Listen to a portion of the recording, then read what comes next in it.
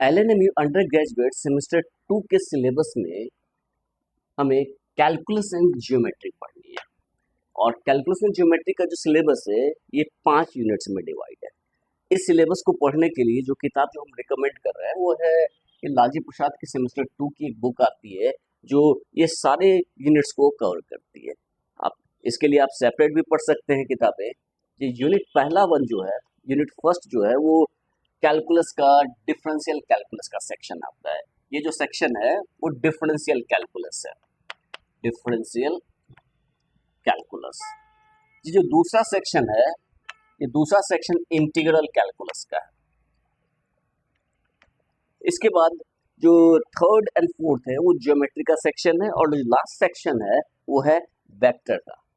इसमें हमें बेसिकली पढ़ना क्या है, पढ़ना है, और यदि हम इजीनेस की बात करें कि जिसे समझना, काम करना, जिसमें कम याद रख के ज़्यादा काम कर सकते हैं, तो वो सेक्शंस डिफरेंशियल कैलकुलस आता है।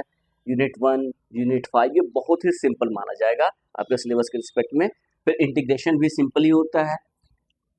थर्ड यूनिट भी ठीक है। जो कुछ थोड़ा हाई एंड है वो यूनिट 4 है। यूनिट 4 के लिए भी जो कंटेंट है वो इसमें सफिशिएंट है इस बुक में। तो आप यदि ये बुक को फॉलो करें तो आपका फुल सिलेबस कंप्लीट हो जाएगा। अब हम आते हैं कि वन बाय वन एक एक सेक्शंस में क्या क्या हमें पढ़ना है। यूनिट 1 में हमें जो स्टार्ट करना है वो सक्सेसिव डिफरेंशिएशन से स्टार्ट करना है। सक्सेसिव डिफरेंशिएशन मीन्स टू से कि हम जो डेरिवेटिव ले रहे हैं, फर्स्ट टाइम डेरिवेटिव, फिर second time derivative, third time derivative, nth time derivative क्या होगा, उसका फॉर्म क्या होगा। फिर इसी पे बेस्ड एक थ्योरम है, लेबनिज थ्योरम है। उसके बाद एक्सपेंशन को हम पढ़ेंगे। एक्सपेंशन के लिए दो एक्सपेंशन है, टेलर सीरीज और मैक्लूरियन सीरीज। मैक्लूरियन सीरीज स्पेशल केस हो गया टेलर सीरीज का। फिर हम इक्वेशन ऑफ टेंजेंट और नॉर्मल टू अ कर्व उसके ऊपर देखेंगे, उनके इक्वेशंस को देखेंगे, और उससे रिलेटेड कुछ सिंपल से इंटरेस्टिंग क्वेश्चंस होंगे। फिर हम डेरिवेटिव के बाद हम पार्शियल डेरिवेटिव की बात करेंगे, पार्शियल डिफरेंशिएशन की बात करेंगे, और पार्शियल डेरिवेटिव से रिलेटेड कुछ थ्योरम्स हैं, उसमें से एक थ्योरम है आइलर्स थ्योरम, और उसके ऑयलर्स थ्योरम। उसके बाद टोटल डेरिवेटिव की बात आएंगे। इसके बाद एल हॉपिटल रूल आपने हम देखा ही है कि कर्वेचर, एजाइमटोट्स, जो ऐसा लाइन जो इन्फिनिटी पे टच करता हो कर्व को। फिर curve tracing in Cartesian and polar coordinates, कुछ स्टैंडर्ड कर्व्स हैं उनके हम कर्व को ट्रेस करने की कोशिश करेंगे। तो ये बहुत ही इंपॉर्टेंट और इंटरेस्टिंग सेक्शन है, बहुत ही यूजफुल है। उसके बाद जो सेकंड सेक्शन है वो integration of rational irrational functions, आप पहले पढ़ चुके हैं इंटरमीडिएट में।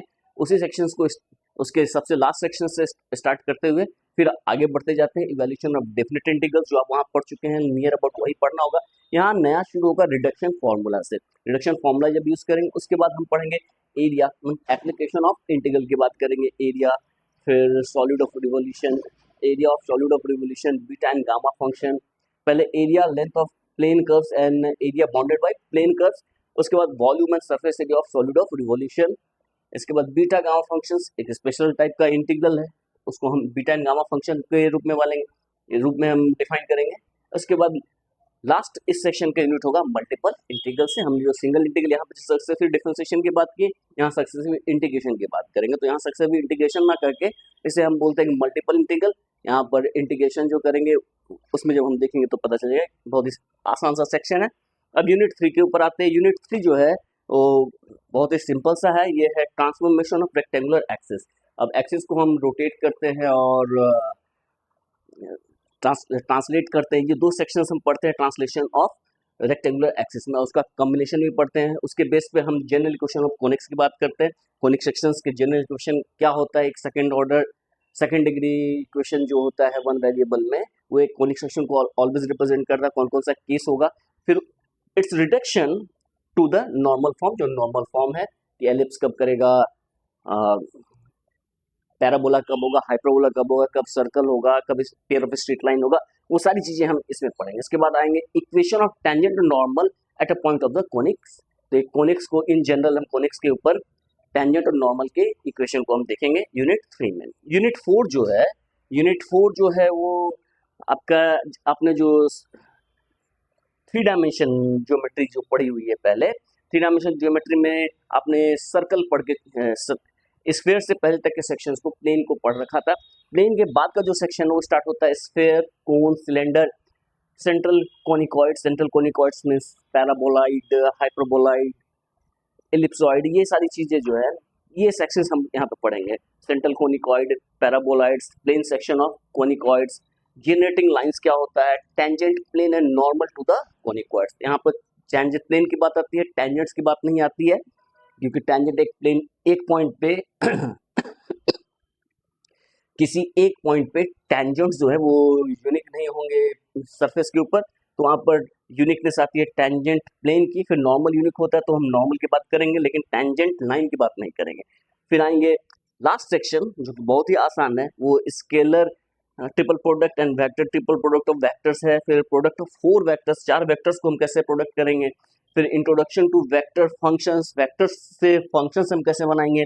Operations with vector valued functions, vector valued functions से हम आगे बढ़ते चले जाएंगे, उनके ऊपर ऑपरेशंस की बात करेंगे। और लास्टली हम differentiation and integration of vector function की बात करेंगे। और इसी से रिलेटेड टर्म्स है ग्रेडियंट, डाइवर्जेंस एंड कर्ल। इन तीनों से ये सेक्शन एंड करेगा और ये सबसे आसान सेक्शन है। तो इस तरह से ये सिलेबस कंप्लीट हो जाएगा, बहुत ही सिंपल है। अप्रॉक्स 60 लेक्चर्स इसको कंप्लीट करने में लगते हैं। और जहाँ तक सबसे इम्पोर्टेंट सेक्शन है, ये सेक्शन जो है वो सिर्फ थ्योरेटिकल नहीं है, यहाँ पर आप जितने प्रॉब्लम्स कीजिएगा उतना ज़्यादा आपका कॉन्सेप्ट क्लियर होगा। फिर हम नेक्स्ट लेक्चर्स में हम 1 बाय 1 इन सेक्शंस को देखते चले जाएंगे।